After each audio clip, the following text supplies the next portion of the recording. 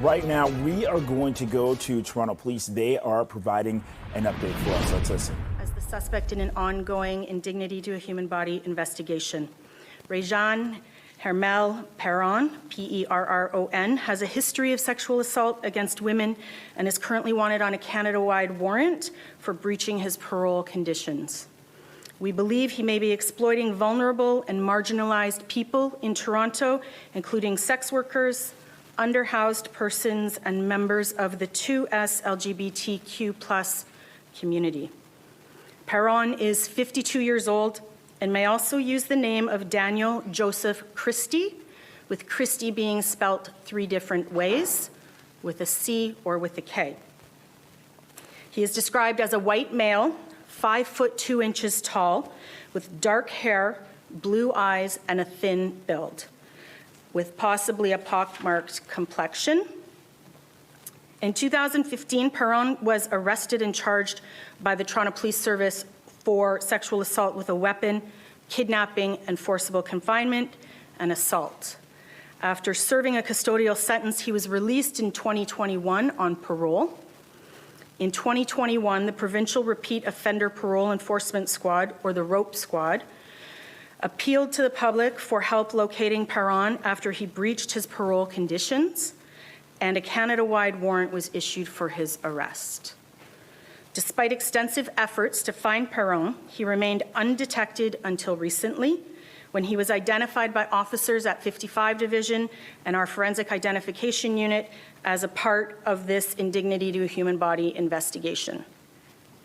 On Monday, May 27, police attended an apartment in the Broadview and Dundas Street East area as part of a missing person investigation. In the apartment, officers located a deceased person. After examination by the coroner, it had been determined that the deceased died from natural causes. On June 10, 2024, Toronto Police issued a news release asking for the public's help in identifying a suspect who we allege was aware that a deceased person was inside the apartment but did not notify police and actively tried to hide the body. This individual, who was seen using the deceased person's door fob to enter the building and attend the apartment, has since been identified as Réjean Perron. Until this disturbing incident, there has been no sign of Perron for a number of years. Police are deeply concerned that he may be sustaining himself by exploiting vulnerable individuals, as he did in this case. He remains wanted on a Canada-wide warrant for breaching his parole conditions related to his sentence for the sexual assault and forcible confinement in 2015. Toronto Police believe Perron poses a threat to public safety, particularly women and vulnerable individuals.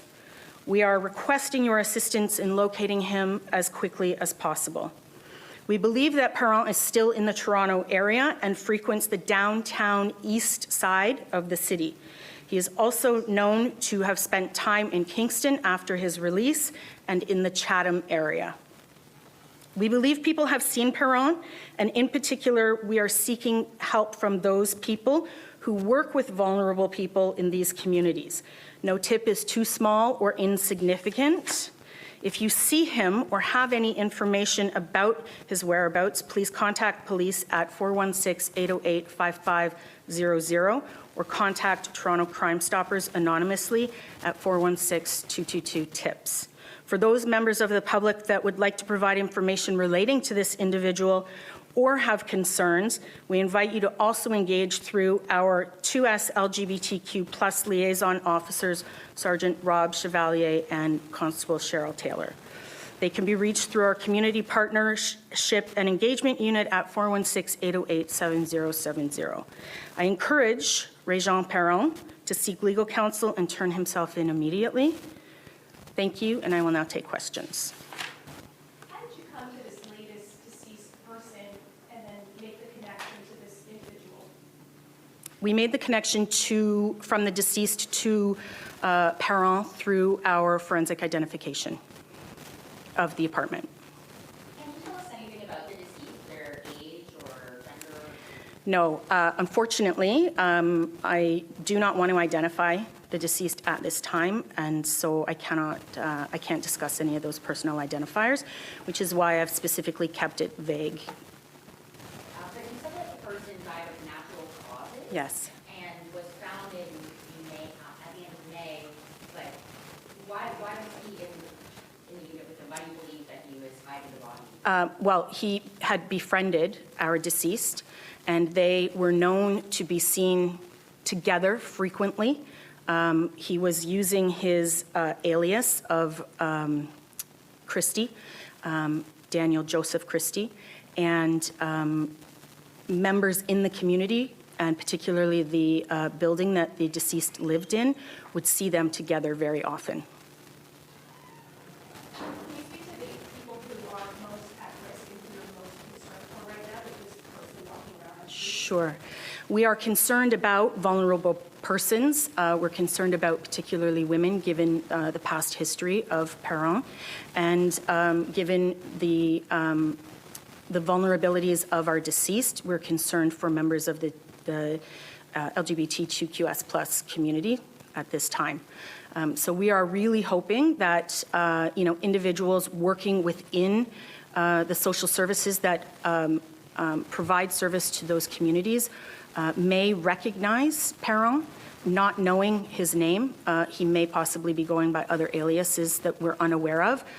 So I ask that people look at the photo very closely. We have surveillance photos that were released in previous media releases where he is wearing a baseball cap and a mask on his face. It may be that he is deliberately trying to conceal his identity, as he's wanted on a Canada-wide warrant. So I would encourage people to think about that, and if they may have encountered him, to let us know. So there's a Canada-wide warrant. How long have you been looking for this person, even before this latest case? In 2021, Perron breached his parole conditions, and a Canada-wide warrant was issued. Our ROPE squad issued a press release in 2021 that was picked up by many of the mainstream media outlets asking for public's assistance in locating him. And he has essentially been off the grid until this investigation.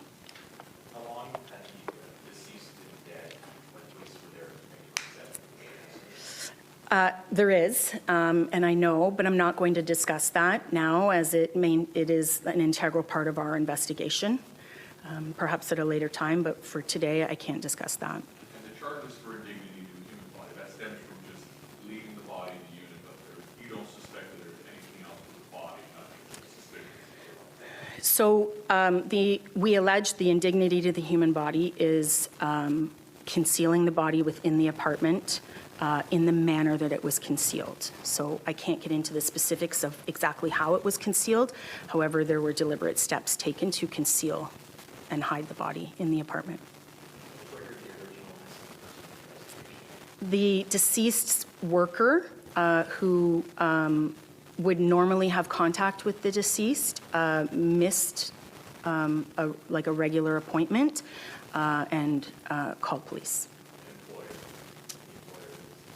No, a worker, like a community support worker. Mm-hmm. Where is he from, and where else might you be looking for him? Are there other police services? Is it born across the country? So is he connections in Quebec, BC? So Perron was born, we believe, outside of Timmins. He was incarcerated at Bath in Kingston and has had contact with authorities, obviously, in Kingston once released. We also understand him to have, in the past, frequented the Chatham-Kent area.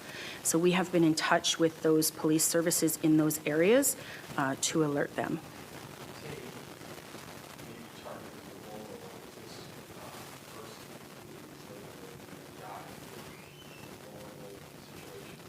Yes, we believe that our deceased, being part of the 2S LGBTQ+ community and other factors contributed to their vulnerability. And Perron left Bath Institution with no government ID. There are no bank accounts. There is no way for us to actually trace him. We don't know how he's supporting himself. So We suspect that he is preying on vulnerable individuals to make his way through life while he is wanted on this Canada-wide warrant. I guess just maybe lastly, just, again, your message to the public that everyone reading about this person is clearly in danger based on his past crimes. So what are your messaging out to the public that are looking for this man? We ask that people be diligent, particularly vulnerable community members. Safety tips when you're out alone. We don't want to alarm the public, but we want to alert the public, and we want the public to be aware of who is around them. And if someone looks like this individual or the photos that we have released from our surveillance footage, call us. Call Crime Stoppers, call 55 Division, call our 2S LGBTQ plus liaison officers, call anyone within our service. If we investigate someone and it turns out not to be that individual, I would rather do that 1,000 times over than miss some information that might lead us to locating and arresting Perron. Okay, thank you. Thank you. That concludes our news conference. Okay, so we've been listening to Superintendent Kim O'Toole with 55 Division give an update on the man that you just saw in those photos right there. This is in regards to an indignity to human body investigation. So 52-year-old Rajon Perron, he is wanted on a Canada-wide warrant in relation to this indignity to human body investigation.